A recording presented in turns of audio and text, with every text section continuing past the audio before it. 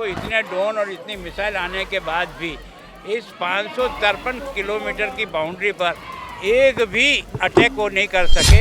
7 एक उनके फेल हुए, इसका मतलब हमारी सेना की बहादुरी भी है और हमने हथियारों से भी अपने देश को इतना सशक्त किया है कि हम किसी भी प्रकार की परिस्थिति का मुकाबला कर सकें। उनको पूरा सबक सिखा दिया है। उनके 8 ऐसे स्थानों को चिन्हित करके उनका एयर बेस को ही डिस्ट्रॉय किया है। जैसा वो चाहते हैं उसी भाषा में हमने जवाब भी दिया है।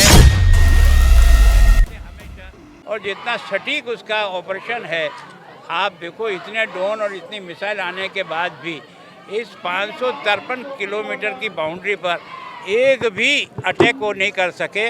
सारे के सारे अटैक उनके फेल हुए, इसका मतलब हमारी सेना की बहादुरी भी है और हमने हथियारों से भी अपने देश को इतना सशक्त किया है कि हम किसी भी प्रकार की परिस्थिति का मुकाबला कर सकते हैं। पहले ड्रोन अटैक्स हुए, कल जो है वो बैलिस्टिक मिसाइल जो है वो दागे गए, तो उसको आप कैसे देख रहे हैं? क्योंकि लगातार डी-एस्केलेशन की बातें जो है वो चल रही हैं। यूएस ने भी कहा है। देखो क्या हमने भी उनको पूरा सबक सिखा दिया है। मैं सोचता हूँ हमने उनके 8 ऐसे स्थानों को चिन्हित करके उनका एयर बेस को ही डिस्ट्रॉय किया है। तो मतलब जैसा वो चाहते हैं उसी भाषा में हमने जवाब भी दिया है।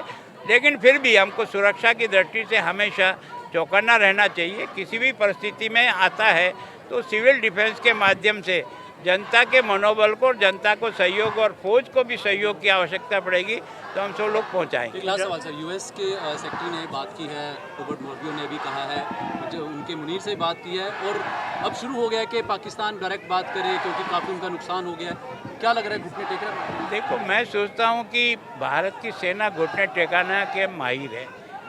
93,000 फौजियों को आत्मसमर्पण करने वाला 71 का जंग भी उन्होंने देखा है।